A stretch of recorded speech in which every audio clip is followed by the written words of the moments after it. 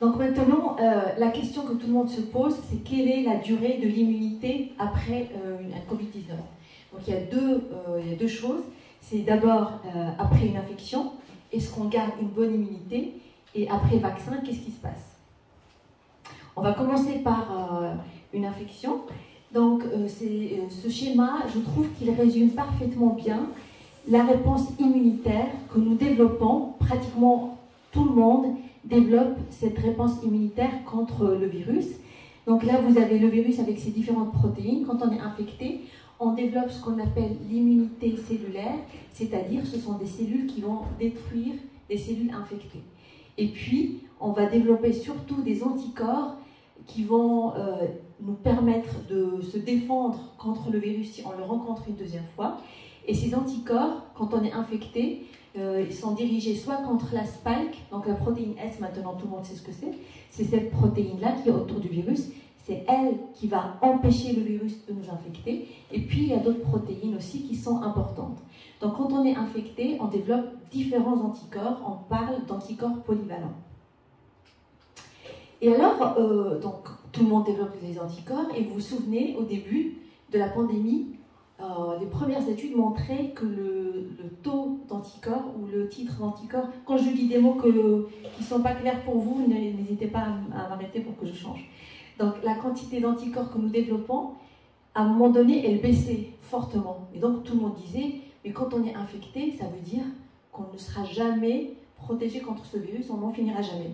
Et donc c'est pour ça que plusieurs équipes, dont la nôtre, ont essayé d'étudier l'évolution de la réponse immunitaire. Et donc ça, c'est une étude que nous avons réalisée au CHU de Strasbourg, où nous avons suivi 1309 personnes qui travaillent au CHU. Et dans cette étude, on a pris des patients, des sujets qui étaient déjà infectés par le virus, on les appelle des convalescents, 393, et on a pris des personnes qui n'ont jamais rencontré le virus, il y avait 916. On les a suivis de avril 2020 jusqu'à mai 2021, et à chaque fois, on a prélevé du sang et on a fait des analyses pour regarder ce qui se passe dans leur sang. Alors, qu'est-ce qu'on a trouvé chez ces personnes-là? Eh bien, la première chose, et ça, je pense, c'est intéressant parce que ça peut être pratique pour vous quand vous allez faire une sérologie. Au tout début, il y avait des premiers tests qui sont apparus. Donc, on a utilisé les premiers qui sont arrivés sur le marché. Et on a regardé quel est le nombre de personnes qui ont développé des anticorps. Et ce test-là, il est dirigé contre la nucléocapside, la protéine N. Et on a vu qu'avec ce test-là, 85% avaient des anticorps, mais un an après, il n'y avait plus que 20% qui avaient encore des anticorps. Donc vous imaginez bien que si on fait une étude de séroprévalence pour voir combien de personnes ont eu le contact avec le virus, et qu'on le fait à cette date-là, on va dire qu'il n'y a eu que 20%. En fait, alors que c'est vraiment le test. Pourquoi? Parce que quand on a utilisé un nouveau test qui est plus sensible, vous voyez qu'on voit que finalement, tout le monde développe des anticorps et ils vont tous garder leurs anticorps un mois après. Donc, le taux de séropositif dépend vraiment du test, du type de test que vous utilisez. Ensuite, on a regardé, donc, d'accord, on est séropositif, on a des anticorps, mais après, est-ce qu'on a assez d'anticorps pour pouvoir se défendre contre une autre infection? Et c'est pour ça qu'on a quantifié cette fois-ci. La première chose qu'on a vue, mais ça on en a déjà beaucoup parlé, notamment dans la presse, c'est que le taux d'anticorps diminue plus vite chez l'homme que chez la femme. Donc les femmes sont mieux immunisées, on va dire. Mais à partir du 7e mois, on a ce qu'on appelle une stabilisation, c'est-à-dire le taux d'anticorps, la quantité ne bouge plus. Elle reste positive à un certain taux. Et ça, c'est une très bonne nouvelle. Donc là, on a montré qu'après une infection, au moins un an après, on va garder nos anticorps. Après, il a fallu voir est-ce que ces anticorps qu'on garde, est-ce qu'ils nous protègent de l'infection ou pas. Alors, et pour cela, on a justement analysé ce qui s'est passé à la fois chez les personnes guéries, mais également chez les personnes qui n'ont jamais rencontré le virus. Comme ils travaillent tous à l'hôpital, donc ils ont la même exposition au virus, et ils ont les mêmes conditions, on les a suivis dans les mêmes conditions, si on regarde quel est le nombre d'infections au cours d'un an, on peut déterminer le risque de réinfection. Et c'est là où on a vu que chez les personnes qui avaient déjà rencontré le Covid, une seule personne a été réinfectée par le virus et elle n'a pas fait de symptômes. En revanche, chez ceux qui n'ont jamais rencontré le virus, il y avait 69 nouvelles infections. Alors qu'est-ce que ça veut dire? Donc là, en fait, c'est illustré ici. Donc là, si vous voyez, ça c'est le nombre de positifs. Ce sont les personnes qui n'avaient jamais rencontré le virus. Donc on voit qu'au fur et à mesure, il y avait de nouvelles infections, notamment à la 3e vague où il y avait le variant anglais. Alors qu'en bleu, ce sont ces personnes-là qui avaient déjà le virus. Il n'y avait qu'une seule personne. Cela veut dire que le risque relatif d'incidence de réinfection, c'est-à-dire la protection, elle est de 96,7%, qui est très bon contre les virus, quand on est déjà infecté. Mais ça, il y a un bémol, c'est que c'était contre ces variants-là, le variant alpha et l'ancienne souche. On ne sait pas encore, mais je vous montrerai tout à l'heure, parce que l'étude en plus est sortie que ce matin, c'est qu'on sait maintenant est-ce que ces personnes-là sont capables de se défendre contre le variant sud-africain et le variant delta ou pas. On verra ça par la suite. Mais avant de parler des variants, on va voir quelle est la durée de l'immunité après le vaccin. Donc après le vaccin, déjà la réponse immunitaire elle est différente. Donc je vous rappelle, ça c'est après une infection. Quand vous êtes infecté, le virus il se réplique, il se multiplie dans les voies de la sphère ORL. Donc vous développez de l'immunité ici, au niveau de la sphère ORL. Donc vous êtes protégé de l'infection. Donc vous avez une protection ici et évidemment au niveau des poumons. Quand vous êtes vacciné, donc c'est une vaccination intramusculaire ici, donc il n'y a pas de passage au niveau de la sphère ORL, donc vous êtes principalement protégé ici au niveau des poumons. Cela veut dire que le vaccin va vous protéger contre la maladie, contre une pneumopathie, mais selon les individus, vous ne serez peut-être pas protégé contre une nouvelle infection. Pourquoi? Parce que si vous n'avez pas développé assez d'anticorps dans votre sang, eh bien il n'y en aura pas assez dans la sphère ORL et vous risquez quand même d'attraper le virus et de le transmettre. C'est pour ça qu'on dit que quand on est vacciné, on risque quand même de transmettre un peu le virus. Mais quand même, le plus important, c'est qu'on est protégé contre la maladie. Alors, quelle est l'efficacité des différents vaccins? Il faut dire que tous les vaccins actuels sont très bons. Ils ont une très bonne efficacité. Vous voyez, les vaccins ARN 95%, le russe il est à 92%, le nouveau Novavax, le Sinopharm qui est utilisé au Maroc est jusqu'à 96%, AstraZeneca 70%, ça peut aller jusqu'à 80%, et Johnson, etc. Donc ça, c'est l'efficacité vaccinale contre une infection symptomatique. Maintenant, si on regarde l'efficacité contre une maladie grave, vous voyez que pratiquement tous les vaccins protègent contre les maladies graves à 100%. Et ça, je l'ai mis exprès en face du vaccin grippal qui, dans les meilleures années, il a une efficacité de 50%. D'accord? Donc ça permet de dire quand même qu'on est en présence de vaccins extrêmement efficaces. Et c'est une chance pour nous. Alors, quelle est la durée des anticorps développés par le vaccin? On n'a pas assez de recul, vous imaginez bien, parce qu'on a commencé la vaccination au mois de janvier. Donc, on sait qu'à 6 mois, les anticorps continuent à exister, mais probablement, ils vont rester beaucoup plus longtemps. Et ça, c'est vraiment la très bonne nouvelle. C'est un article qui est sorti aussi cette semaine d'une étude américaine qui est allée voir non seulement, pas uniquement dans le sang, mais dans la moelle. Alors, qu'est-ce qu'il y a dans la moelle? Dans la moelle, il y a nos cellules mémoire qui, une fois stimulées, si elles ont retenu dans leur mémoire le virus, eh bien, elles vont produire des anticorps tout de suite pour vous protéger. Il se trouve que cette étude a montré que ce soit après le vaccin ou après l'infection, on développe une réponse mémoire très robuste. Ça d'une part, mais surtout qui est efficace contre les différents variants.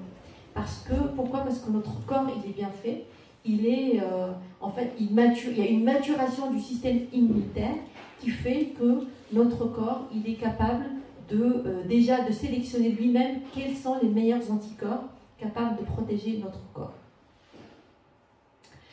Alors, donc on a vu l'immunité, donc ça c'était, ça allait très bien. Si ça s'est arrêté comme ça, si on n'a eu que le variant anglais, là franchement, on se serait sorti d'affaire. Tout le monde, bon, il y aurait eu des vaccinés, des non-vaccinés, il y aurait quelques maladies, et puis là, l'été, on s'arrête. Sauf que, malheureusement, le virus, son objectif dans la vie, c'est survivre et ne pas disparaître. Et pour ça, il s'adapte à chaque fois.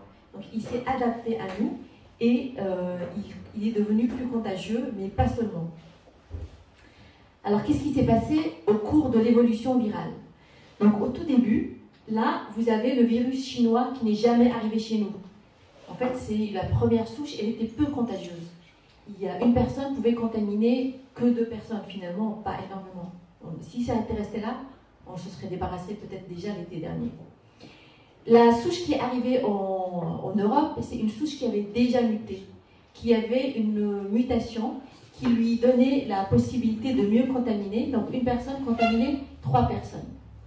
Et puis, arrivé le variant anglais, celui-là plus contagieux, une personne pouvait contaminer 6 personnes. Donc là, on s'était dit, c'est bon, on est arrivé au maximum de l'adaptation virale. Eh bien, pas du tout, puisque le delta, une personne est capable de contaminer 8 personnes. Jusque-là, ça va encore. Contaminer, la limite, bon, on aura beaucoup d'infections, mais c'est pas grave. La problématique, c'est que ce variant delta, contrairement au variant alpha, eh bien, il a une moins bonne sensibilité aux anticorps. C'est-à-dire que les personnes qui ont déjà eu le Covid, si elles ne sont pas vaccinées, elles risquent plus d'infections. Alors que si on n'avait que l'anglais, ils étaient protégés de toute façon. Et donc, à cause de ce variant delta, en partie de alpha, on pensait pouvoir atteindre l'immunité collective rapidement, avec un pourcentage de 70% qui serait suffisant pour éliminer le virus, et finalement, non. Les épidémiologistes demandent 90% d'immunité collective pour pouvoir se débarrasser du virus. Alors, qu'est-ce que c'est que cette immunité collective dont tout le monde parle? Pardon, avant. Je parlerai d'immunité collective avant, mais juste pour vous dire, parce que là, c'est une question que tout le monde me pose de manière régulière. Comment on fait pour évaluer la sensibilité de nos anticorps aux variants? D'accord? Parce qu'on ne va pas à chaque fois infecter les gens avec un variant et voir s'il est infecté ou pas. Donc on fait toujours ce qu'on appelle des tests de neutralisation. J'ai essayé de les schématiser ici une fois pour toutes pour vous expliquer, c'est vraiment très simple. En fait, on prend le sérum de chaque patient et on le met en contact avec des virus. Donc tout ça, on le fait dans des laboratoires bien sûr protégés. Ensuite, on met ça en contact avec des cellules qui normalement s'infectent par ce virus. Si le sérum contient des anticorps, comme ici, et ces anticorps sont corrects, ils vont bloquer le virus et le virus ne va pas infecter les cellules, donc on n'aura pas d'infection. En revanche, si les anticorps ne reconnaissent pas le virus, comme celui-là par exemple, eh bien celui-là va infecter les cellules. Donc c'est comme ça qu'on sait que tel variant, il est sensible aux anticorps et tel variant, il est résistant aux anticorps. Et c'est ce qu'on a fait pour nos patients, nos sujets qu'on a suivis. Donc vous vous souvenez, je vous avais dit que les sujets avaient des anticorps qui les protégeaient contre le variant alpha, des anticorps qu'on détectait 1 an après. Sauf que quand on a regardé avec le variant sud-africain et le variant delta, eh bien, ils ne sont pas capables de se défendre contre ces variants. Donc, ils sont sujets à une réinfection. C'est plus un risque de réinfection. Donc voilà, c'est juste pour illustrer. Donc, les variants bêta et delta sont peu sensibles aux anticorps de convalescents. Sauf la bonne nouvelle, c'est que quand ces personnes-là sont vaccinées, on arrive à leur monter leurs anticorps pour qu'ils combattent ce virus. Et ça, on l'a vraiment démontré, nous et plusieurs personnes, plusieurs équipes.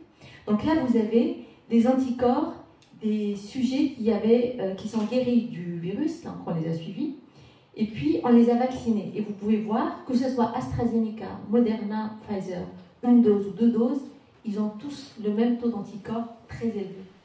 Donc, un taux d'anticorps très élevé, mais surtout qui est capable de neutraliser les autres variants. Donc, déjà, ce taux d'anticorps augmente après la vaccination dès le 7e jour, ce qui est une très bonne nouvelle.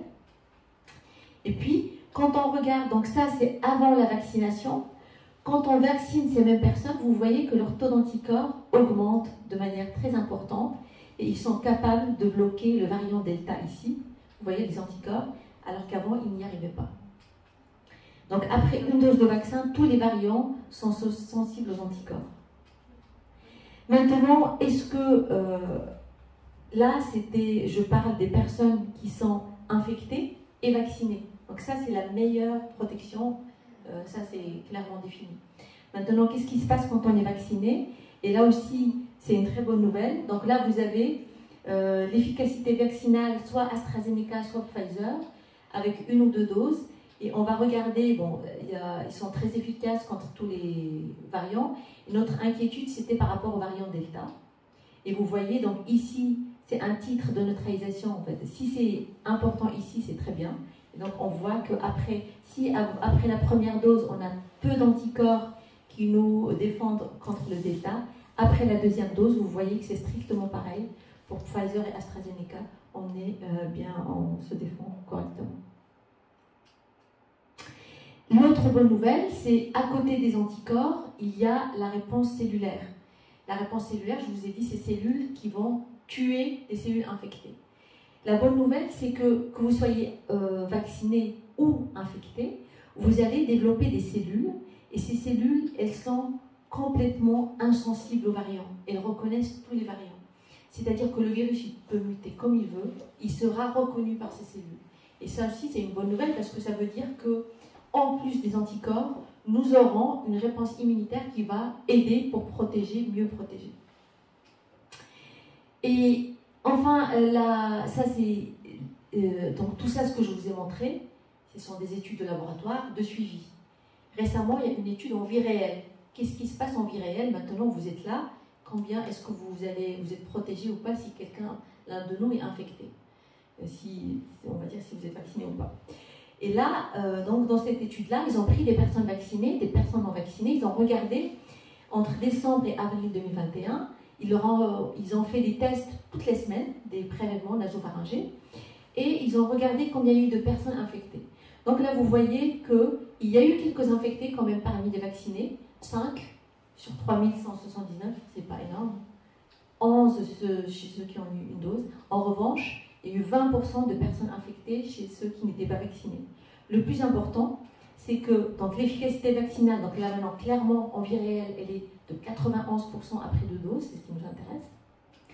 Autre chose intéressante, c'est la charge virale, c'est la quantité de virus qui est dans votre nez. Si la quantité de virus est importante, vous avez plus de risque de transmettre et d'être malade aussi. Et on voit que chez les personnes vaccinées, cette charge virale, cette quantité de virus est 40% plus faible chez les personnes vaccinées par rapport à cela. Et puis autre chose, mais ça on le savait déjà, que quand on est vacciné, on n'a pratiquement pas de symptômes, en tout cas il n'y a pas de maladie sévère, contrairement aux personnes non vaccinées. Et la durée aussi, la durée de la maladie, elle était de 6 jours de moins chez les vaccinés par rapport aux non vaccinés. Alors, je vous ai parlé tout à l'heure de l'immunité collective, parce que finalement, là, je pense que si vous êtes là, c'est pour savoir pourquoi, quand est-ce qu'on va finir avec cette pandémie. Si cette immunité, tout ce tralala que je vous ai raconté depuis tout à l'heure, est-ce que ça sert à quelque chose? Alors, si on comprend, en fait, il faut dire que tout dépend de nous. Tout est entre nos mains, parce que, si vous voulez, il y a le virus. Donc, pourquoi on ne peut pas se débarrasser du virus, ou pourquoi c'est tellement instable et personne ne sait comment ça va évoluer? Pour plusieurs choses. D'abord, le virus, il varie, il change. Et pourquoi il change? Parce qu'on le laisse circuler, ça d'une part. Mais l'autre chose la plus importante, la plus instable, la non maîtrisée, c'est le comportement des gens. Et ça, de toute façon, même si on peut dire ah, l'autre, il ne respecte pas, mais nous-mêmes, des fois, on ne peut pas respecter. C'est comme ça, c'est la vie. Je veux dire, on ne peut pas vivre toute l'année, toute la journée, en train de maîtriser ce qu'on fait, c'est impossible. Donc, le seul moyen, c'est de chercher cette immunité collective d'une manière ou d'une autre. Alors, c'est quoi cette immunité collective? Donc, le début de la pandémie, on avait, si vous voulez, personne ne connaissait le virus. C'est ça la problématique de ce virus. C'est que personne ne le connaissait, et donc, il y avait des gens qui faisaient des maladies symptomatiques ou asymptomatiques, mais d'autres graves. Et puis, il y avait des gens qui contaminaient. Donc, le taux de contamination était très important, et avec toute la gravité que vous avez connue. Actuellement, qu'est-ce qu'on a? On a des gens vaccinés ou immunisés, mais malheureusement, on a quand même pas mal de personnes qui sont naïves, qui n'ont pas vu le virus, qui n'ont pas vu le vaccin, et donc qui sont susceptibles d'être contaminés, donc ça fait ça. Et quand on est là, ça veut dire qu'on n'en finira jamais. Donc pour pouvoir en finir, c'est atteindre l'immunité collective. Alors c'est quoi l'immunité collective? C'est quand ces personnes en jaune, ça veut dire que soit ils ont été infectés, soit ils ont été vaccinés, soit les deux. Et quand les personnes ont cette immunité, quand le virus les rencontre, il ne peut pas se propager. Parce qu'à chaque fois, il est devant un mur. Et donc, même s'il reste quelques personnes non immunisées, c'est pas grave, parce que la majorité va jouer le rôle d'un mur contre ce virus. Et comme je vous ai dit, à cause de ces variants, il faut que 90% de la population soit immunisée pour espérer une fin radicale de la pandémie. Qu'est-ce qui se passe actuellement en France? Donc là, j'ai pris ceux de vendredi, les données de vendredi. Donc ça, c'était une étude de séroprévalence, c'est-à-dire où ils ont étudié la présence d'anticorps dans une population donnée, c'est Santé publique France, et elle a essayé de voir en France quel est le nombre de personnes qui ont rencontré le virus. C'est très sous-estimé, mais malheureusement, on ne peut pas faire plus. Mais en tout cas, c'est entre 15 et 20%, pas plus. Maintenant, quel est le nombre de vaccinés? C'est déjà pas mal. On a 33 millions de personnes qui ont reçu au moins une dose, mais ça ne fait que 41% de la population. Donc, on est loin des 90%. Donc, et vu, jusqu'à dimanche, on avait 0 cas à l'hôpital. Et encore, nous, on a surtout 0 cas positif. On a surtout des gens graves. Donc, vraiment, on était très contents. Mais là, malheureusement, aujourd'hui, c'est fini déjà. C'est-à-dire qu'on voit déjà le début d'augmentation de nombre de positifs à cause du Delta qui circule. Nous, la semaine dernière, on n'avait que du variant Delta dans les positifs. Donc, le seul message vraiment qu'il faut retenir, c'est qu'il faut se faire vacciner. Si on ne se vaccine pas, c'est bon. Alors, ça veut dire qu'on a choisi de vivre toute notre vie avec cette maladie-là. Parce que ce virus, malheureusement, on ne sait pas jusqu'où il peut évoluer. Donc alors, pour résumer, ce qu'il faut retenir, c'est que malgré la pandémie, on a eu la chance d'avoir accès à des vaccins très efficaces contre tous les variants, que heureusement, notre corps est très bien fait, on arrive à développer une immunité très robuste, anticorps, cellulaire. Les études disent qu'après le vaccin ou après l'immunité, probablement qu'on n'aura pas besoin de boost, qu'on aura une immunité qui va durer plusieurs années. Et ça, c'est une très bonne nouvelle. Et puis, je répète encore, pour limiter la propagation du virus et revenir vers une vie normale, le seul moyen, c'est de se faire vacciner. Parce que malheureusement, encore ce week-end, je rencontre des gens, même, on peut dire, de niveau intellectuel très élevé, et qui continuent à penser que le vaccin est dangereux pour la santé. Alors qu'on ne se rend pas compte ce que le virus peut faire contre notre santé. Voilà, je vous remercie pour votre attention et je suis prête à répondre.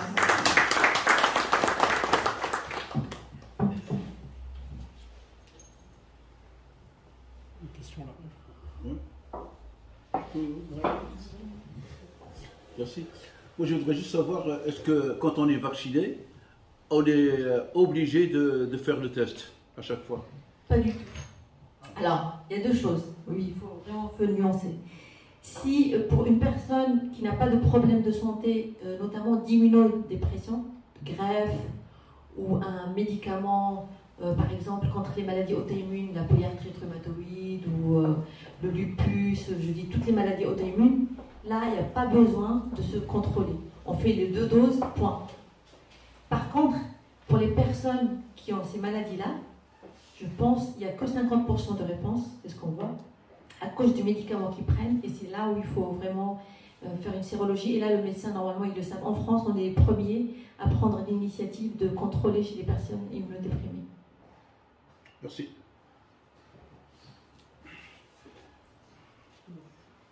Merci pour votre exposé. Mon frère, il a fait 2 vaccins. Et, enfin, j'ai 2 frères, un à Paris, ici à Strasbourg, celui qui est à Paris. Il était quand même, après les 2 vaccins, il était malade pendant une dizaine de jours, donc c'est un passage. Mais le deuxième, vous l'avez à l'hôpital encore.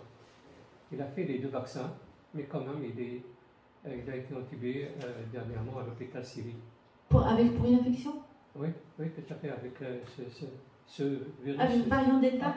Non, avant qu'on entend parler de ça, déjà il est là-bas depuis 4 semaines. Depuis quand il est vacciné? Il a été vacciné, ça fait, on peut dire, au mois de Ramadan. Alors, parce que le vaccin, il est efficace uniquement, donc certaines personnes développent dès la première dose, au bout de 21 jours, on a déjà une réponse. Après la deuxième dose, on dit que la réponse maximale, elle est à 3 semaines après la deuxième dose. Maintenant, il faut voir juste si il a été infecté après les 3 semaines quand même. Pendant la période, ou bien, alors à ce moment-là, j'espère qu'ils lui ont fait une sérologie pour voir, parce que, alors là, quand je parle, c'est la majorité des personnes. Il reste quand même des personnes, notamment même des personnes âgées, alors je ne sais pas quel âge il a. Il est moins âgé que moi de 3 ans, donc on peut dire 55. Ah oui, ils ont été très jeunes, ouais. Donc là, c'est vrai qu'il faut voir, est-ce qu'il y a des personnes qui ne répondent pas bien aux vaccins, et c'est possible. Alors, quand là, ce que je vous ai présenté, donc j'ai présenté principalement nos travaux, parce que je les connais parfaitement bien, mais on a tout le monde a les mêmes résultats. Le vaccin de Covid, c'est le premier vaccin depuis très longtemps qu'on fait à des millions de personnes. Donc qu'il y ait quelques cas particuliers, comme des cas d'effets secondaires ou de réinfection grave, mais là je pense qu'il faut quand même, mais vous me donnerez le nom, j'irai explorer, parce que normalement si on a le sang, je pourrais faire la sérologie. Cela, il faudra les explorer pour voir pourquoi ces personnes-là ont été malades malgré le vaccin. Mais a priori, quand on a la bonne immunité, il n'y a pas de raison.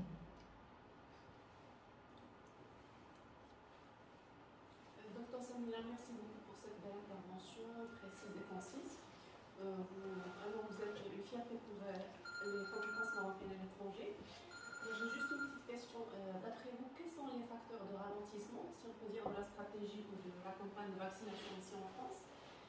Si on parle aussi au niveau européen, donc j'ai entendu parler l'Union européenne, je crois, aujourd'hui, les statistiques 1 sur 3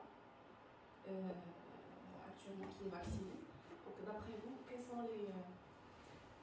Alors, je pense que le premier ralentissement de la vaccination, ce sont d'abord on dit les fake news, les mauvaises informations qui sont, je dirais, presque plus importantes que les vraies informations. Et là, on est arrivé à un plafond de verre, je pense, où les personnes qui voulaient se faire vacciner sont déjà allées se faire vacciner. Maintenant, il reste les résistants. Et je pense, malheureusement, il y en a beaucoup. Et c'est pour ça que seule l'obligation de vaccination des personnes pourrait résoudre la chose. Autrement, ce n'est pas possible. Surtout, il y a une grande résistance, apparemment, même au niveau du corps, de la santé. Oui, absolument. Oui. Mais moi, j'ai des collègues vraiment que j'apprécie énormément qui me disent je ne me vaccine pas, et ils conseillent des gens à ne pas se faire vacciner. Et c'est vraiment dramatique. Et oui, c'est ça. Oui. Bonjour.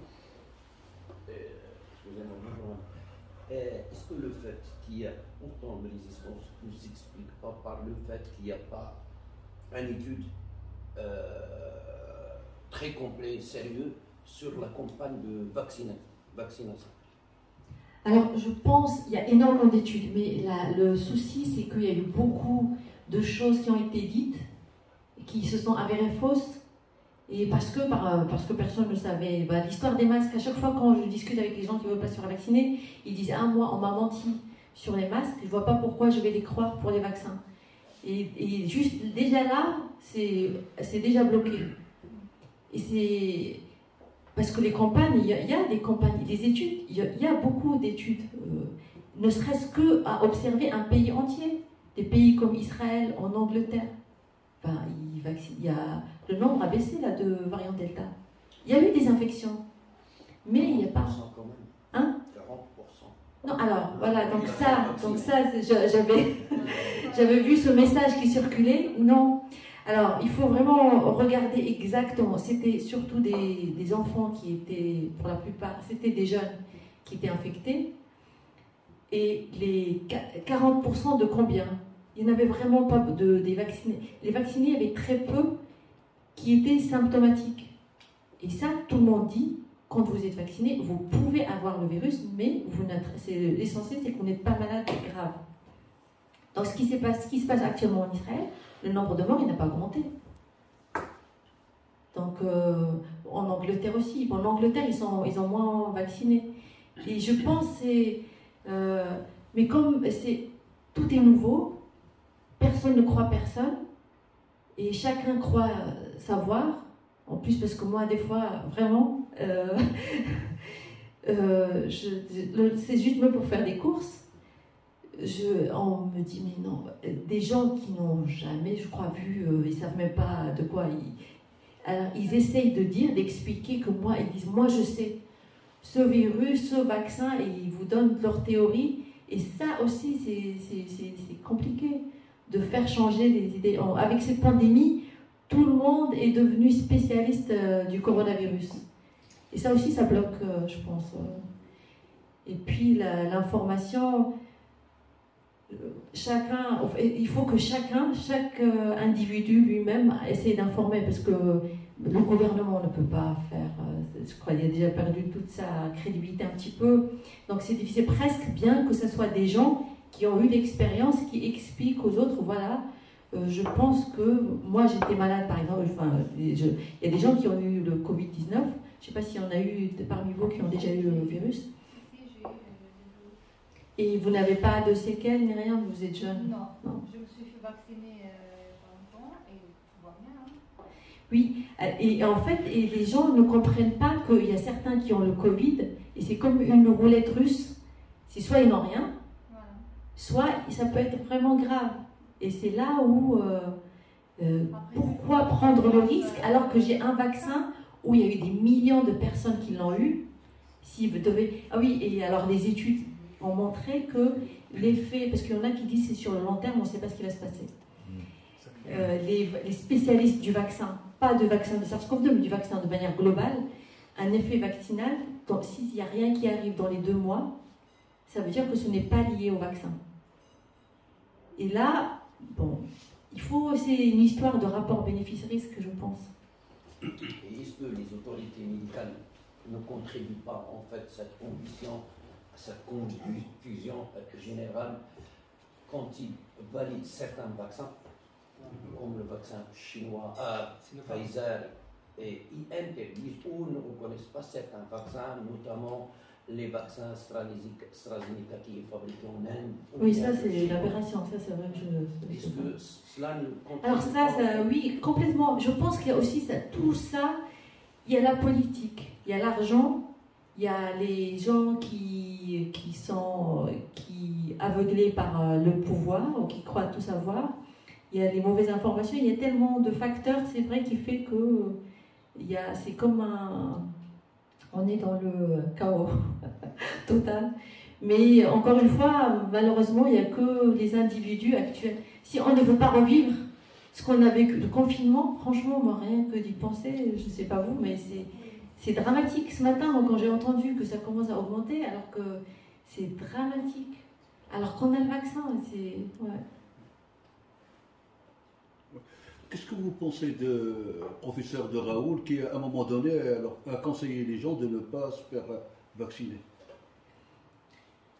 Je trouve qu'il est irresponsable. Irresponsable, parce que ce monsieur, en fait, il fait partie de notre communauté de microbiologistes, et on le connaît très bien. Pour nous, au début, il y a longtemps, c'était quelqu'un de très bien, un scientifique de très haut niveau, et malheureusement, comme certaines personnes, il y a des personnalités, on ne sait pas pourquoi, vers la fin, il décompense, je ne sais pas. Vraiment là, autant j'avais beaucoup de respect pour lui, mais là, sincèrement, je trouve qu'il est quand même complètement irresponsable. Comment ne pas dire aux gens de ne pas se faire vacciner, ou même l'histoire d'hydroxychloroquine et tout ça. Surtout s'il y a déjà un problème, enfin moi à sa place, je dirais c'est bon, j'ai fait assez de bêtises, maintenant je me mets en retrait, mais malheureusement, c'est vrai qu'il y en a encore beaucoup qui continuent à croire au professeur. Après, si je peux me permettre, il avait surtout, enfin en tout cas, il animait beaucoup les médias au départ. Moi, je pense à juste titre, par rapport au fait qu'il n'y avait pas assez de données. Parce qu'à la bon, aujourd'hui, c'est vrai que ce que vous nous dites là, c'est assez bien présenté. Et moi, j'ai pas assez d'éléments pour vous dire que je vous rejoins ou je vous rejoins pas. Mais la vraie question, c'est est-ce que si on avait vacciné tous ces gens et il y avait eu des problèmes, qu'est-ce qu'on aurait dit du professeur? Parce qu'au final, on a commencé à vacciner les gens, mais c'était quelque chose de nouveau. On n'a pas eu le temps de faire des études, on n'avait pas assez de recul. Je ne sais pas si vous voyez ce que je veux dire. Ah oui, absolument. On aurait très bien pu se planter, en fait, c'est ça que je veux dire. Oui, mais il y a un mélange, il y a une certaine confusion. Quand on dit on n'a pas assez de recul, parce qu'on dit que les autres vaccins, on a mis 15 ans à développer. C'est ça. Et que celui-là, on a mis 1 an. Mais on voit bien que les technologies ont changé. Pourquoi ça, il y a des moyens, mais surtout, ce SARS-CoV-2, vous savez qu'il est le cousin du SARS-CoV-1, qui est apparu en 2002-2003. Toutes les études sur l'animal, par exemple, ont déjà été faites avant parce qu'ils cherchaient le vaccin contre eux.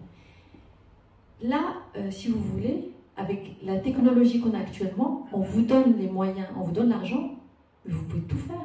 C'est comme si vous construisez une maison, comme si vous avez l'argent, vous le faites en 1 mois. Si vous n'avez pas d'argent, vous le faites en 5 ans. Chaque jour, vous construisez avec l'argent que vous avez. Et c'est exactement ça. Là, tout le monde a investi des milliards.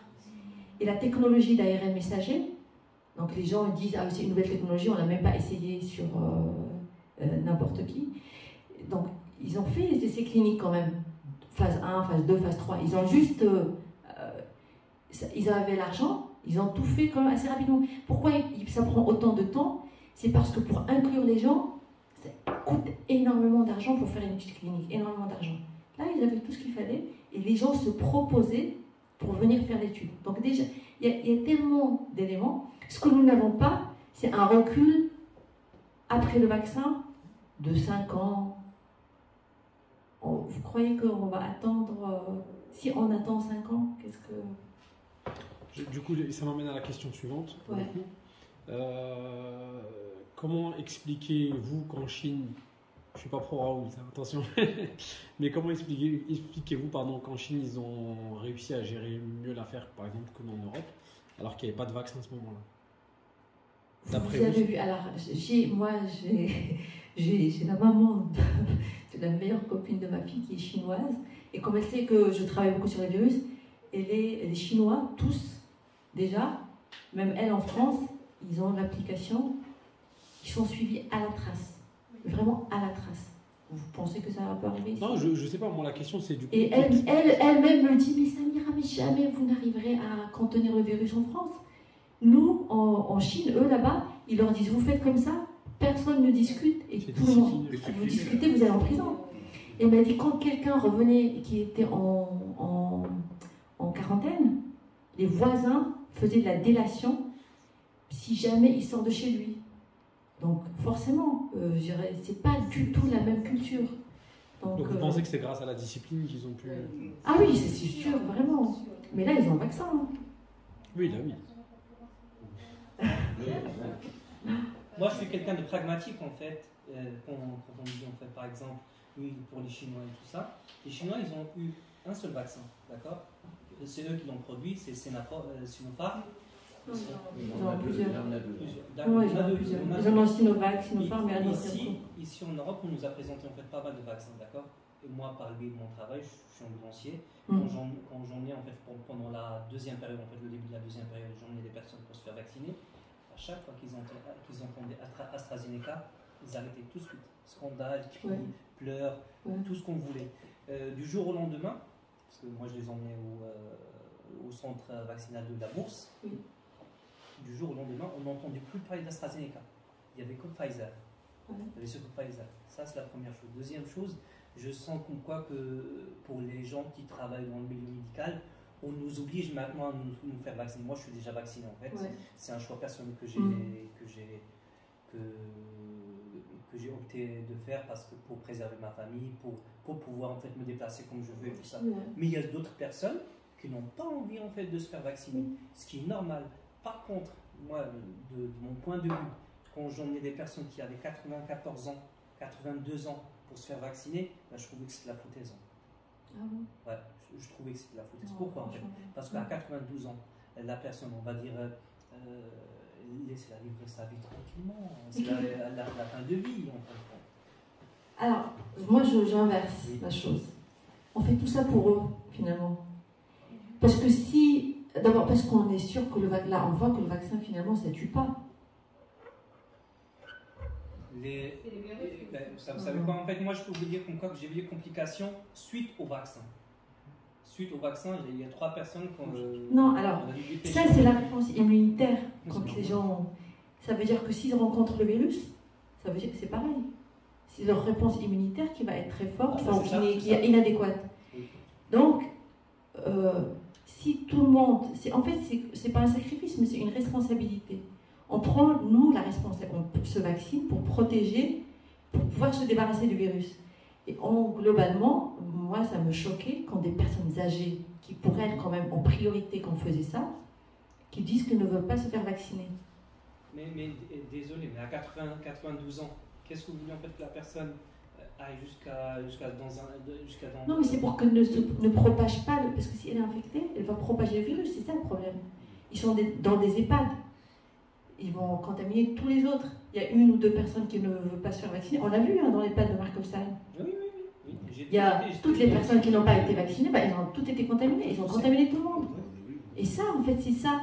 Ce que les gens ne comprennent pas. Pourquoi, quand ils veulent voyager au Brésil, on leur dit vous devez vous faire vacciner contre la fièvre jaune pour le voyage. Mais ce qu'ils discutent, fièvre jaune, non. Virus entier. Strictement rien à voir avec le petit ARN messager. L'hépatite B, on ne peut pas travailler à l'hôpital si on n'a pas le vaccin contre l'hépatite B. Pourquoi personne ne discute? Et là, en fait, c'est parce que ça a pris un tel les informations émotionnel qu'en fait, comme vous dites, il faut rester pragmatique. Il faut qu'on revienne à notre vie normale. Et on a les moyens. Comme il a dit aussi, en fait, c'est les médias qui ont fait en sorte ils nous ont déroutés. Déroutés, mais vraiment déroutés. En plus, quand on a des professeurs comme Dr Raoult qui nous dit un discours et du jour au lendemain on a un autre qui s'invite sur le plateau de télé pour nous dire un autre discours, on n'est que des citoyens lambda. Oui. Des citoyens lambda, on n'a pas les connaissances, on n'a pas fait des recherches en fait pour avoir une réponse, on va dire, palpable et faisable. Et maintenant, moi j'ai pas mal de questions. J'ai fait le vaccin, certes. J'ai pas eu de complications ou quoi que ce soit, je fais pas mal de choses, mais voilà, pour continuer à travailler correctement, parce que comme dit, il fallait que je me préserve moi déjà, que je préserve ma famille et je préserve les gens en fait que je ne pense pas. Mais j'ai plein de collègues qui me disent non, nous on veut pas, et au bout d'un certain moment on va arriver à un temps, on va nous dire soit vous allez vous faire vacciner, soit vous arrêtez de travailler. Oui, c'est sûr. Mais on n'a pas envie en fait de faire ce choix là. Oui. On n'a pas envie de faire ce choix parce que ce sont des décisions qui étaient mal prises par d'autres personnes. On a laissé parler pas mal de personnes dans les médias, dans les infos. Oui, mais il y a eu énormément d'erreurs. Voilà. Mais là, c'est pour ça, il y a eu énormément d'erreurs. Et chacun doit se dire, attends, il y a les médias et tout ça, ils m'ont berné. Maintenant, qu'est-ce que je pense, qu'est-ce que je vois? Est-ce que je suis convaincue? Je cherche l'information. Parce que si on reste tout le temps à dire « Ah, ils nous ont menti, ils avaient dit... » on n'avancera jamais. Non, c'est même pas ça. Moi, pour moi, par exemple, la solution, il aurait pu se faire autrement, d'accord? Ça veut dire AstraZeneca, Johnson & Johnson, Pfizer. Ça, c'est des noms, normalement, on va dire, pour ceux qui sont initiés à la médecine ou ceux qui sont dans le corps médical. Ça, on aurait pu préserver ça pour nous, d'accord? Et dire aux gens, vous allez être vaccinés contre le Covid. Point. Non, point. Oui, c'est vrai. La législation a le droit de savoir là. Ouais, le problème, c'est qu'il y a Internet. Oui, c'est ça. C'est on peut rien. Oui. On ne peut plus rien cacher maintenant. Ouais. On peut plus rien cacher. Merci beaucoup, docteur, pour toutes ces précieuses informations. Moi, je voulais vous dire juste, je crois que c'est le cas de la majorité de ceux qui sont vaccinés. Et d'ailleurs, c'est un peu grâce à vous, à votre première conférence. Moi, je m'étais précipitée pour me vacciner, mais non. Au moins une ou deux, c'est C'est vrai, d'ailleurs, je vous avais posé la question, mais je dis, n'hésitez surtout pas. Et en fait, là, depuis qu'on nous sommes vaccinés, on se lâche. Moi, par exemple, j'ai beaucoup de mal à porter le masque. Et est-ce que nous devons continuer vraiment à prendre les mêmes précautions? Voilà. Alors, c'est pas question. donc, je vais vous dire de manière vraiment pragmatique et en fait, les épidémiologistes disent que si maintenant on veut contrôler l'épidémie, l'idéal, ce serait nous qui sommes vaccinés, on n'a pas besoin de prendre les mesures barrières. À la limite, moi je dirais même, c'est bien si on attrape un petit peu de virus, ça fait comme un boost, surtout maintenant qu'on vient d'être vaccinés. Mais ceux qui posent problème, c'est ceux qui ne sont pas vaccinés. Parce que là, c'est vrai que nous, mais si vous voulez, c'est pas éthique. Ils pourraient dire, tous ceux qui sont vaccinés, vous pouvez enlever le masque. Et ceux qui ne sont pas vaccinés, non. D'abord, ils disent, c'est pas éthique. Les gens vont mentir.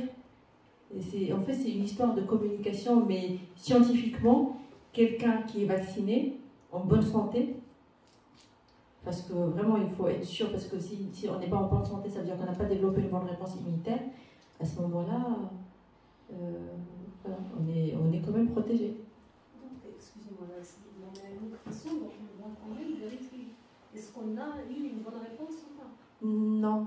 Si vous êtes, alors moi, si vous êtes vraiment malade, c'est des personnes qui sont, comme je disais, des greffés ou qui ont des médicaments. Ceux-là, ils répondent vraiment pas bien. Et je te dis, il n'y a que la moitié qui ont répondu, on a vu. Donc ceux-là, je pense qu'il faut faire une sérologie. Mais sinon, les personnes comme nous, a priori pas. Je vérifierai. Je voulais juste encore rebondir. Allez. Non, mais je voudrais juste poser la question suivante. On entend maintenant qu'ils vont rendre le vaccin obligatoire. Est-ce que vous êtes pour qu'il soit obligatoire en France? Clairement, je pense qu'il est pour, là, il n'y a pas de doute. Non, mais pourquoi je dis ça? Parce que j'ai quand même vu, pourtant, alors je suis vraiment passée par plusieurs étapes, je vous assure. Je suis passée au début, parce qu'on était, à un moment donné, avant la sortie du vaccin, j'étais auditionnée par l'Assemblée nationale pour voir quel est notre... il demande un peu à différentes personnes comment on voit la chose, qu'est-ce qu'il faut, quel est le vaccin, la sérologie ou pas, etc. Et donc, moi, je leur avais dit, mais vraiment, et c'était enregistré, que quand le vaccin arrivera, la première chose, c'est que je vais me faire d'abord une sérologie, et si j'ai le Covid, je ne me vaccinerai pas. Donc ça, c'était ma première version. Après, quand on a fait l'étude, on a vu qu'en fait, c'est pas suffisant. Il faut comment même un vaccin. Je dis, là, il faut vraiment se faire vacciner. J'ai jamais eu le Covid, je me suis fait vacciner, j'ai même fait une expérience sur moi-même. J'ai regardé, est-ce que vraiment ça monte, est-ce que ça descend, et vraiment il faut 2 doses. Parce qu'à un moment donné, je me dis, est-ce qu'il faut vraiment 2 doses? Est-ce qu'ils ne veulent pas juste nous donner les 2 doses? J'ai attendu 2 mois entre la première dose et ça baisse. Donc vraiment, il fallait les 2e doses. Bon, ça ne veut rien dire sur une personne, mais comme j'avais la possibilité, je l'ai fait. Et l'autre chose pour dire qu'on change beaucoup d'avis, après, il y a eu les vaccinations des enfants. J'étais catégoriquement contre. J'ai dit, on ne va pas vacciner des enfants, parce qu'on n'avait que le alpha, et c'est bon, tout le monde va être protégé. Le delta est arrivé, et le spectre de voir les enfants avec le masque, tout de suite, ma fille de 12 ans, mon fils de 16 ans, je les ai emmenés faire le vaccin. Donc c'est pour dire, en fait, c'est quelque chose qui évolue, et quand il faut voir qu'est-ce que je gagne et qu'est-ce que je perds. Là, j'imagine, parce qu'on a vu beaucoup, on suit énormément de gens qui ont avec des séquelles, des jeunes, et pas que des vieux. Et je me dis, imagine maintenant ma fille qui n'a rien demandé, elle attrape le virus et elle a des séquelles neurologiques. Mais on s'en voudra toute sa vie. Alors que le vaccin, au début, on peut dire qu'il n'y avait pas beaucoup de personnes qui étaient vaccinées. L'Amérique, je ne sais pas combien de millions de personnes, au Israël, enfin dans le monde entier, tout se passe très bien. Et franchement, je veux dire, que demande le peuple? On a en plus la possibilité d'avoir des vaccins extrêmement efficaces. Qu'est-ce qu'on va chercher les problèmes? Merci. Voilà. Vous parliez tout à l'heure de médias, etc. Moi, je ne trouve pas forcément que les médias fassent de la désinformation. Après, ils racontent des choses. Pour moi, ils se comportent de la même manière dans l'affaire Sarkozy avec Kadhafi que de la même manière qu'avec le Covid. Il n'y a pas vraiment de plus ou moins d'énergie supplémentaire à donner des informations fausses ou quoi. Après, les fake news, c'est pas toujours les médias. Non, j'ai pas dit que vous avez dit ça. J'ai bien précisé. CNews. Après, on a tous une sensibilité vis-à-vis des chaînes. CNews, c'est pas... On va pas rentrer dans le débat, mais disons que ce que je voulais Non, dire par après, là, ça c'est dépend que... aussi des invités, parce qu'il y a les médias et puis il y a les gens qui s'invitent. Tout à fait, oui, complètement. Donc je ne vais pas rentrer sur ce débat-là, mais je pense que c'est pas que les médias le problème. À mon humble avis, il y a aussi l'histoire un petit peu du médical. Tout à l'heure, vous disiez, oui, aujourd'hui, on a des nouvelles technologies qui nous permettent de créer, etc. Sauf ce qu'on oublie de dire aussi, c'est qu'il y a des médicaments, oublions le Covid 5 minutes, il y a des médicaments qui ont été créés par des labos reconnus, connus un peu partout dans le monde, et qui sortent, là encore, jusqu'à un an avant le Covid, qui sortent après, on entend, oui, le médicament-là, il n'est pas bon, il y a des séquelles importantes, il y a des personnes qui vont au tribunal, voilà. Donc ça aussi, je pense que la confiance peut-être aussi en la médecine, elle a peut-être un petit peu été déjà un petit peu auparavant, je pense. Après, en fait, ça c'est être comme ça, avoir des œillères, on oublie, si je prends par exemple Gilead. Je parle en termes de communication et d'image. Oui. Ouais, quand par exemple le médiateur, je pense que ça vous parle. Oui, absolument. Voilà, non, mais je veux vous dire un qui est vraiment présent. Gilead, c'est la plus grosse boîte de médicaments. Ils se font des milliards, les anti-vax et tout ça, ils diront, cela. Alors Gilead, si vous voulez, ça fait longtemps qu'ils existent. Ils ont trouvé les meilleurs médicaments contre l'hépatite C et presque à l'éradication. C'est grâce à eux. Ils ont investi. C'est un médicament qui marche. Le VIH, c'est grâce à eux. Ils ont sorti le Remdesivir pour le Covid. D'accord? Ils l'ont mis rapidement. Il ne marche pas du tout. Avec énormément d'effets secondaires. Et donc la première chose qu'on dit, regardez, ils veulent gagner de l'argent. C'est ce que pensent les gens, c'est pas ce que je pense. C'est ça en termes d'image. C'est quoi la recherche?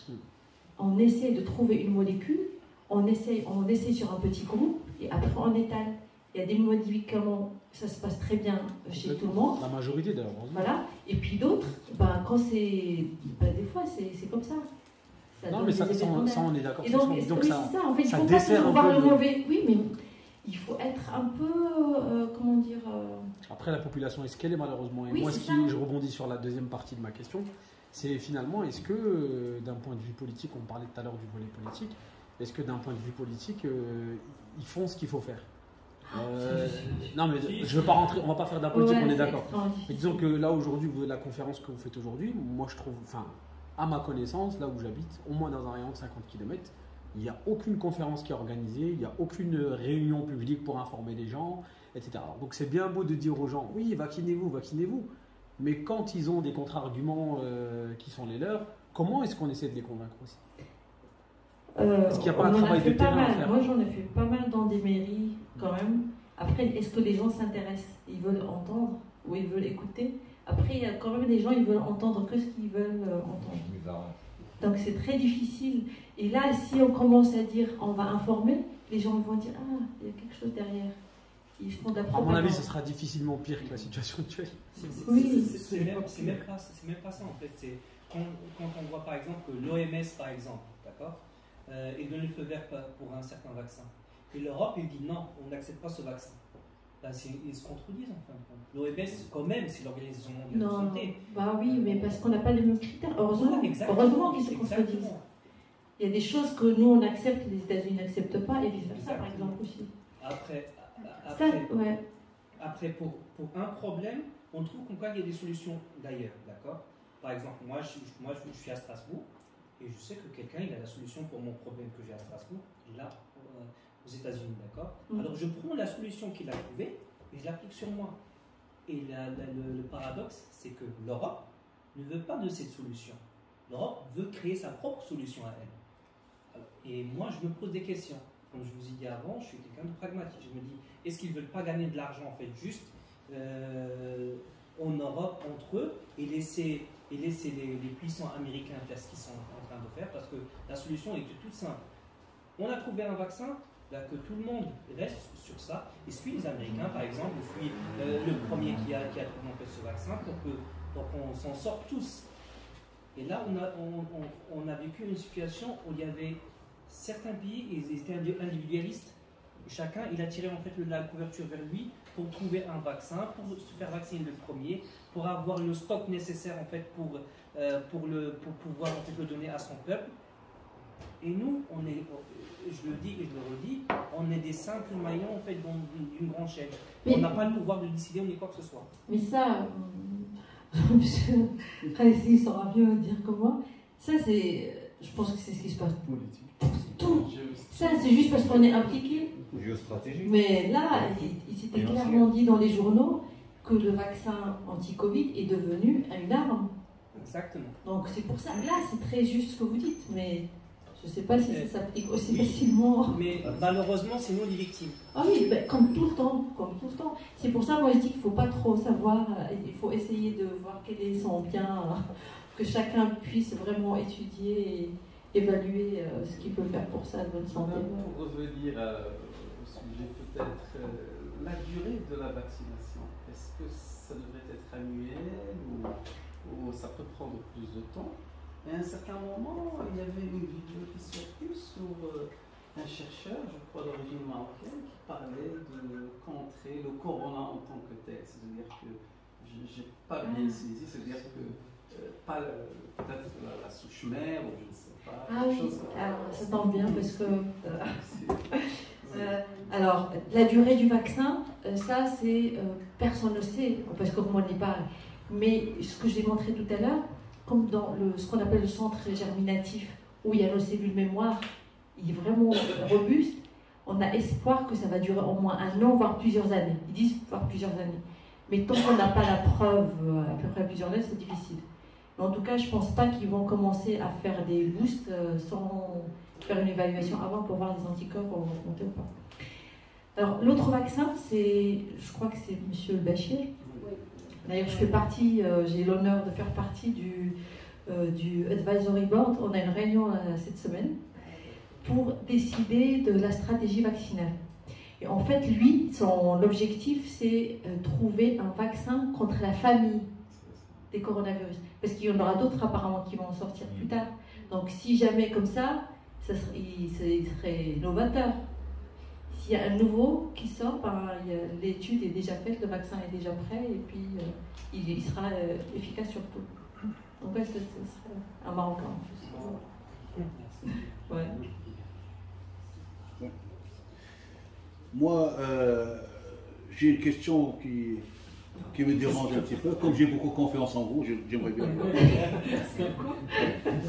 Non, parce que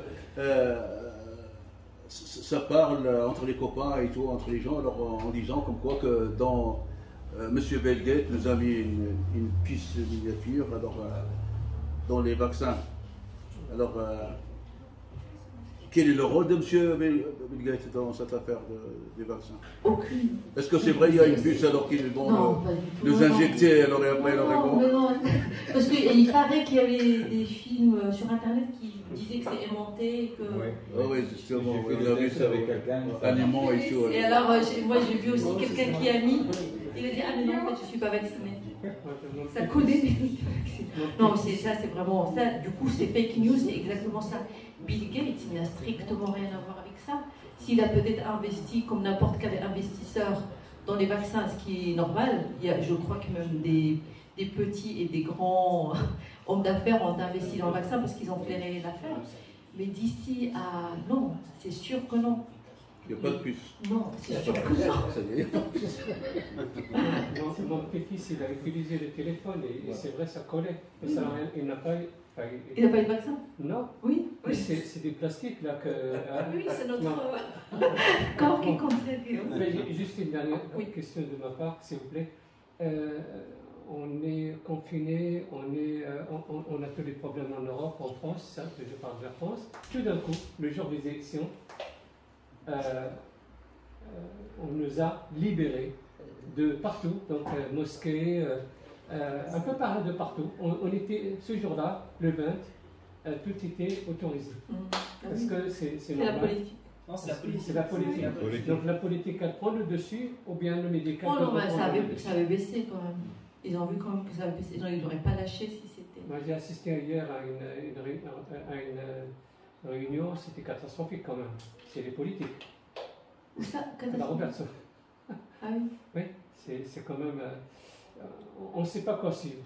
On recommande aux gens d'aller se vacciner, mais le problème que la pandémie est là, on ne sait pas comment se comporter.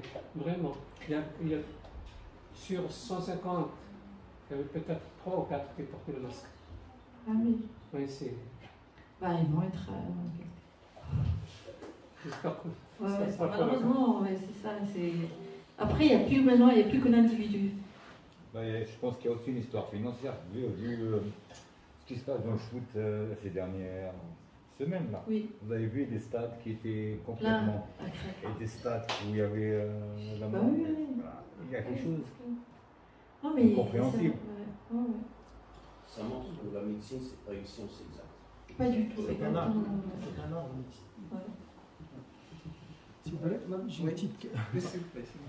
j'ai une petite question aussi qui me turbine un peu. C'est que si les vaccins étaient tellement efficaces, pourquoi on aurait besoin de vacciner tout le monde? Pourquoi? Parce que le vaccin, normalement, dans la logique, ça freine la pandémie. Si moi je suis vacciné, mon voisin il n'est pas vacciné, normalement il n'aurait rien à craindre de moi puisque je suis vacciné. Oui. C'est la question que je me...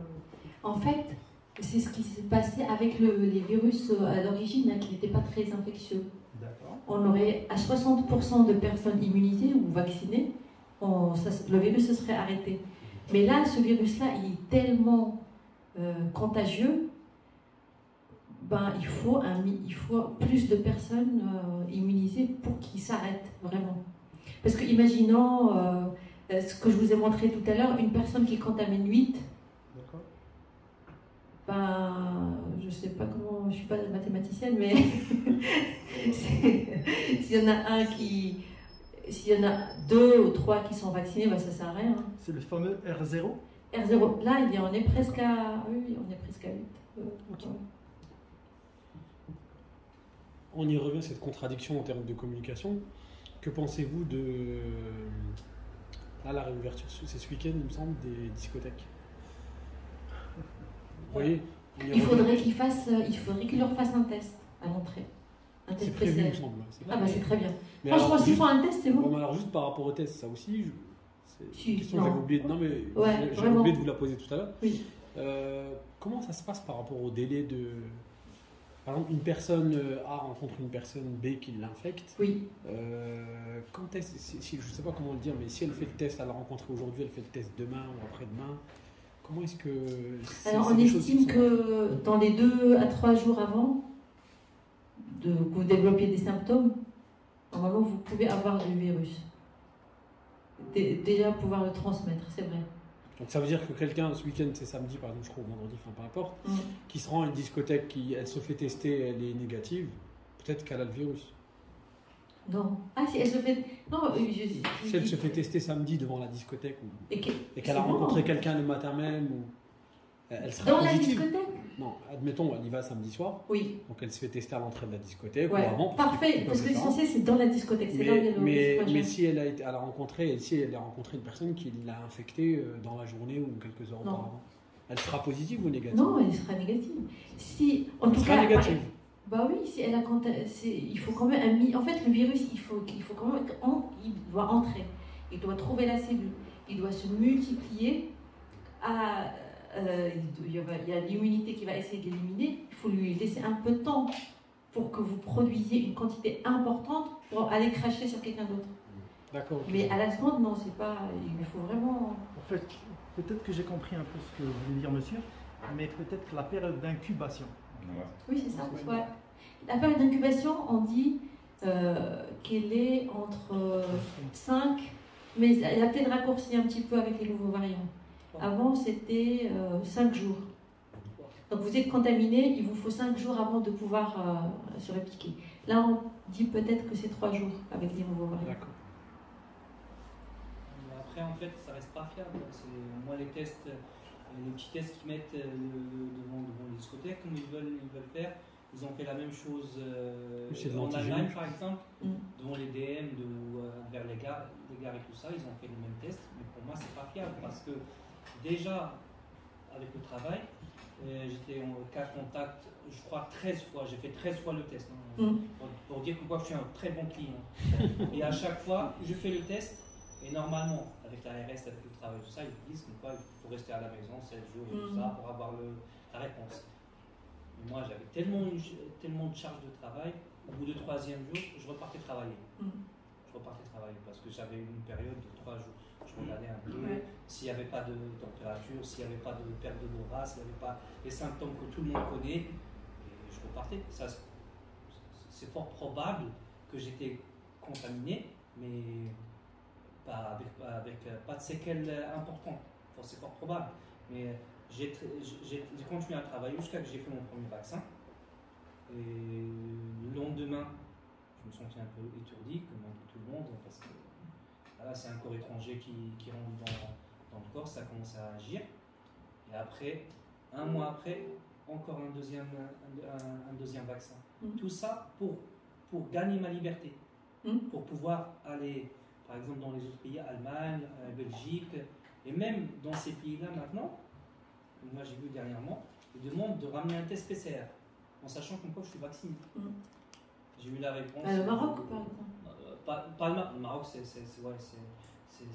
on va dire, c'est pas en Europe. Il faut quitter l'Europe. Mais par exemple, là, pour partir en Belgique, en sachant que je suis vacciné, j'ai mon passeport vacciné, ils m'ont dit un test PCR quand même. Mais en fin de compte, le passeport sanitaire, il sert à quoi? Si je dois encore... Oui, mais vous savez pourquoi vous devez encore? Parce que les autres ne se sont pas fait vacciner. Et vous risquez de leur transmettre, parce que comme je vous ai montré, vous pouvez quand même être porteur. Et c'est ça en fait. Si tout le monde décide de se faire vacciner, on est tout le monde. C'est pas gagné, Oui, je sais. Maintenant, vous l'avez dit avant, les hôpitaux commencent à se remplir encore de nouveau.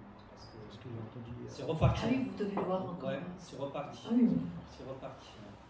La mutation du virus, on a l'impression qu'on est avec un être vivant, conscient, qui cherche à survivre. Comment ça se fait scientifiquement? On n'a rien dit. Est-ce que ça prend du temps parce qu'il arrive quand même à changer rapidement? En fait, on a l'impression qu'il a changé rapidement, mais ça se trouve, il a mis du temps. En plus, ce virus-là, normalement, il ne mute pas beaucoup. Alors, comment se fait la mutation d'abord? Le virus, lui, il se multiplie. En fait, il fait des copies de son génome, comme une photocopieuse. Sauf que la photocopieuse, ou des fautes de frappe, elle fait des fautes de frappe, et ces fautes de frappe, normalement, ce virus, il peut les corriger. Il les a corrigées. C'est pour ça, jusqu'au mois de septembre, on n'avait rien. Il n'avait pas besoin de garder des mutations qui lui donnent une force, pour pouvoir résister. Sauf qu'après, en septembre, il y a eu des gens qui étaient immunodéprimés. Ils ont été infectés. Et en fait, parce que, par exemple, vous et moi, si on est infecté, quand on guérit, même ceux qui vont en réanimation, en général, c'est à cause de leur immunité, parce qu'on élimine le virus au bout de 5 jours. Chez les personnes très âgées ou immunodéprimées, ils n'ont pas assez d'immunité pour éliminer le virus. Du coup, il reste en petite quantité pendant 2-3 mois. Et quand il est en petite quantité, il se réplique, lui. Il a des cellules pour se répliquer, il se multiplie. Il se multiplie et une pression de l'immunité. Et lui, qu'est-ce qu'il va voir? Ah, cet anticorps me reconnaît, et bien cette mutation, paf, je l'enlève. Comme ça, il ne me reconnaît pas. C'est exactement ça, en fait. Je l'imagine comme un être humain, mais c'est vraiment ça. C'est dans sa nature, il va sélectionner les mutations qui lui permettent d'échapper à cette réponse immunitaire, parce qu'elle n'est pas très forte. Et c'est à partir de là que ces mutants sont sortis, se sont transmis à d'autres personnes, et en fait ça prend du temps. L'anglais, par exemple, il a été, c'est en septembre 2020, il est arrivé, il est vraiment, même si c'était avant, il est apparu qu'en décembre, où il y a eu beaucoup, et après petit à petit. Donc ça prend du temps quand même. vous plaît, une autre question, c'est que une fois qu'on ait fait le vaccin, est-ce qu'on a une durée sur laquelle on peut se fixer et de ne pas avoir d'effets secondaires? Quelle serait en fait, j'allais dire une durée de garantie? La durée maximum. Voilà. C'est ce que j'ai dit tout à l'heure. Ils estiment qu'à 2 mois, c'est la durée maximum à laquelle s'il n'y a pas d'effet secondaire, ça veut dire qu'il y a des effets secondaires qui peuvent apparaître, ce n'est pas lié au vaccin. Seront liés à la personne alors. Voilà. Sa réponse ou seront liés à autre chose, tout simplement. C'est même pas à la personne. Ou à autre chose. Enfin, c'est ce que j'ai lu. Enfin, moi, c'est ce qui me, c'est ce qui me perturbe encore un peu. C'est que si jamais c'est pas lié au vaccin, on dira simplement que la personne, en fait, a eu une réaction par rapport à son immunité. Non, ou à autre chose, une autre maladie. Oui, pas forcément. Oui. Après, il y a des investigations. Si c'est une maladie grave, forcément, il y a des investigations qui sont faites. Mais oublions la maladie grave. Oui. Si seulement après avoir été vacciné. Oui. En fait, si on reste simplement dans le contexte vaccin. Oui. Donc, pas d'autres maladies, mais aux effets secondaires. Oui. Qu'est-ce qu'on pourrait... Là, les vaccins Covid, par exemple? Oui.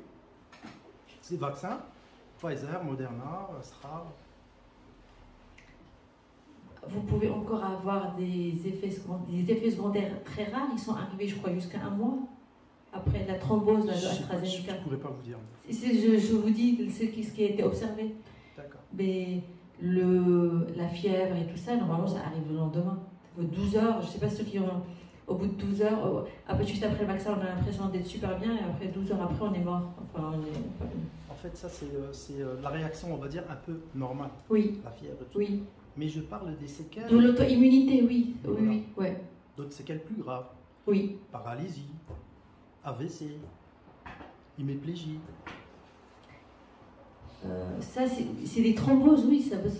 C'est dû à des thromboses, ouais. Et ça, c'est arrivé jusqu'à 1 mois après. Donc on n'a pas de garantie en fait. Mais il faut être fragile en fait pour ça. Il faut être déjà fragile. C'est pour ça qu'il. Ouais, exactement. Déjà fragile, ouais. déjà parce que ça rentre pas dans le même vaccin, les anticorps, ça rentre pas dans le même circuit, on va dire. Et ce qu'on ne sait pas, c'est que les thromboses, c'est induit aussi par le virus. Vous savez? Oui, oui. Donc, on ne sait pas ces personnes-là qui ont fait des effets secondaires, s'ils étaient infectés par le virus, ils n'auraient pas fait la même chose. C'est pour ça que je dis c'est la roulette russe au final. Donc, oui, ça dépend de l'individu. Mais pour la maladie, hein, pas pour le vaccin. Pour le vaccin, parce que j'ai l'impression quand même, il y a très très très peu de cas. Mais sur ce point, désolé, Hassan Benzine, il arrive un peu de retard, avec 1 heure de retard. Je suis chef de marché assurance collective à la Direction Générale Santé Prévoyance Corbéa et je viens de me libérer à 5 minutes. Donc juste, je réagis par rapport à ce point de thrombose. Il paraît, d'après notamment des experts, qu'il y a 50 fois plus de risques quand on prend l'avion à Paris-New York donc c'est juste notamment pour relativiser un petit peu que les risques est juste normal, voire minime par rapport à ce qu'on peut avoir par ailleurs. Exactement. Les jeunes femmes qui fument ou qui prennent la pilule, ils sont aussi... Oui, oui, effectivement. C'est bon. Moi j'ai une question. Par rapport aux femmes enceintes, est-ce que c'est déconseillé ou au contraire conseillé pour elles de faire le vaccin? Et si aujourd'hui on a assez de recul pour savoir s'il va y avoir des répercussions sur l'enfant après? Alors, d'après les recommandations, on conseille le vaccin, et plutôt vaccin ARN. Et pas le vaccin à AstraZeneca, par exemple, mais de toute façon, ils disent juste, c'est pas pour quelque chose, parce que AstraZeneca, des fois, tellement fort, il peut donner des fièvres, et ça peut donner des hyperthermies pour les mamans qui peuvent être un peu graves. Mais sinon, au contraire, il conseille le vaccin, parce qu'on ne sait pas si c'est corrélé. L'émergence des variants, il y a eu plus de cas graves chez les femmes enceintes. Parce qu'avant, au début de la pandémie, les femmes enceintes, c'était comme n'importe qui. Il y avait pas de séquelles, elles étaient malades, il ne se passait rien. Et là, c'est avec le variant anglais, il y a eu plus de femmes hospitalisées à cause du Covid. Et donc c'est pour ça qu'ils conseillent de faire le vaccin. Et est-ce qu'il y a un certain mois où qu'elle le fasse? Alors je pense après le 3e mois, il me semble, ouais. Mais ça, il faut redemander au gynéco, mais je crois que c'est après le 3e mois. Peut-être vous avez déjà répondu, ou la question a déjà été posée. Quelle est votre lecture aujourd'hui par rapport au variant Delta?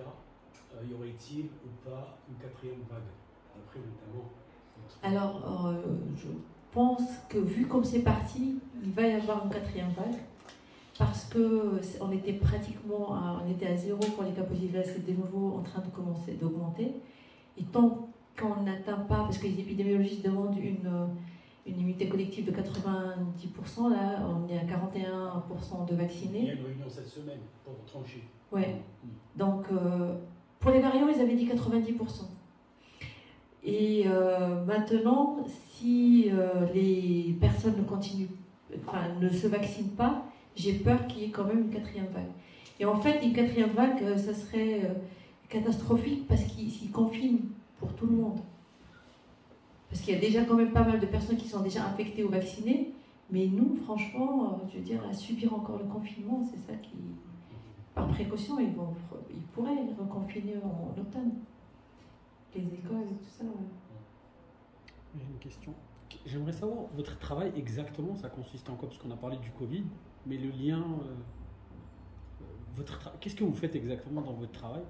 Et est-ce que, deuxième partie de la question, est-ce que vous êtes en relation avec d'autres personnes dans d'autres pays européens ou mondiaux qui font la même chose que vous? Est-ce qu'il y a une cohésion? Ouais. Alors, en dehors du Covid? Non, sur le Covid. Alors, mon travail sur le Covid, je suis dans un laboratoire de diagnostic déjà hospitalier, donc ça déjà, on fait les analyses hospitalières. Et je suis aussi responsable d'équipe à l'INSERM, donc on fait de la recherche INSERM sur le Covid. Et on ne travaille pas tout seul. Oui, j'imagine bien. Donc du coup, en fait, toutes ces recherches-là, on a fait beaucoup avec l'Institut Pasteur parce qu'ils sont vraiment très forts. On peut dire ce qu'on veut sur l'Institut Pasteur, mais ils ont quand même des compétences extrêmement importantes. Et grâce au Covid, justement, on a pu collaborer avec des personnes, effectivement, au niveau international. Et là, peut-être que je vais collaborer avec El Bachir parce qu'il a développé ce qu'on appelle des peptides pour analyser la réponse immunitaire cellulaire. Et donc, on va travailler aussi sur ça. Donc, non, je pense que oui, c'est bien. Merci. Avec le Maroc Alors, avec le Maroc, à part le Masser, alors avec le Masser, on a testé, et vous savez, ils ont développé dans le test PCR qui marche très bien, et ils ont développé un test qui, en 1 seconde, il peut déjà éliminer tous les négatifs par spectrométrie. Et donc, ils nous ont envoyé leur test pour évaluer chez nous, ici à Strasbourg. Donc, on travaille un peu sur ça. Mais malheureusement, la virologie n'est pas développée dans les facultés. J'ai discuté avec... tu m'as donné l'occasion de discuter avec monsieur Al-Arawi, donc qui est à l'université de Fès. Donc, je lui dis que s'il y a possibilité de collaborer ou d'envoyer des doctorants ou quoi, ça serait vraiment très bien, on est premier. Donc ça y est, je peux aller me faire vacciner, Madame Samira? Bon. Franchement, si j'ai vacciné ma fille de 12 ans et c'est la prise de mes yeux, donc... On parle plus de professeur Slaoui. Oui. Est-ce que vous avez des contacts avec lui ou pas? Non, malheureusement, j'aurais bien aimé, mais mais il continue à travailler, hein, je pense. Il paraît qu'il est au Maroc extrêmement brillant. Oui, je pense qu'il va les. Il est au Maroc actuellement. Oui, qu'il va aider. Oui. Non, malheureusement, j'ai pas eu cette chance de pouvoir avoir un contact avec lui. C'est Abdelali. Oui. Et chez Haja Je suis très heureux d'être en face de mon amie Samira, j'ai beaucoup d'affection et qui est d'une compétence hors du commun. Je m'inscris complètement dans ce qu'elle dit. Elle sait très bien que je l'appuie énormément. Donc, s'il n'y a pas de questions, merci beaucoup. Merci.